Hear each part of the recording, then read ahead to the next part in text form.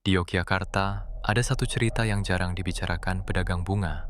Katanya, kalau kamu membeli bunga tepat tengah malam di pasar kembang saat Valentine, jangan pernah memilih mawar yang paling gelap warnanya. Karena itu bukan untuk orang hidup. Dimas tidak percaya cerita seperti itu. Tanggal 14 Februari, ia terlambat membeli bunga untuk pacarnya Rani. Semua toko sudah tutup, kecuali satu lapak kecil di sudut pasar. Lampunya redup, penjualnya seorang nenek tua.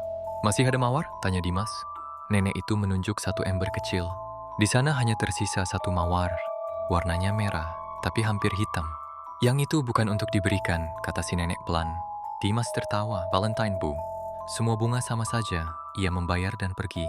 Sebelum ia berbalik, nenek itu berbisik, "Kalau nanti ada yang datang menagih, jangan buka pintunya." Malam itu, Rani menerima bunga itu dengan senang hati. Namun ketika ia mencium aromanya, ia berkata pelan, "Kenapa baunya seperti tanah basah?" Dimas tidak mencium apa-apa. Mereka tertawa, mengira itu hanya sugesti. Tepat pukul 10, terdengar ketukan di pintu kos Rani. Tok tok tok pelan, berjarak 3 kali. Rani mengira itu teman-temannya. Saat pintu dibuka, tak ada siapa-siapa. Tapi di lantai, tepat di depan pintu, tergeletak kelopak mawar yang sama, gelap hampir hitam. Padahal bunga itu masih utuh di meja. Keesokan paginya Rani demam tinggi, ia mengigau semalaman.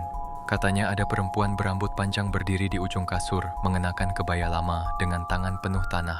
Dia bilang, itu bunganya milik dia. Rani berbisik lemah. Dimas panik. Ia kembali ke pasar kembang. Lapak nenek itu sudah tidak ada. Pedagang lain berkata, "Lapak apa?" Di sudut itu cuma tembok sejak dulu. Malam berikutnya, tepat Valentine lewat 1 hari, Dimas menemukan mawar itu sudah benar-benar menghitam. Batangnya berlendir tanah dan durinya menusuk tangan Rani saat ia mencoba membuangnya. Darah menetes di lantai kamar, tanah basah muncul seperti bekas telapak kaki. Menuju pintu, lalu kembali lagi. Beberapa orang percaya di malam Valentine ada arwah perempuan yang meninggal karena dikhianati kekasihnya. Ia tidak menerima coklat, ia tidak menerima cincin. Ia hanya menerima janji yang tidak pernah ditepati. Dan setiap tahun, ia mencari seseorang yang membawa bunga terakhir dari pasar itu.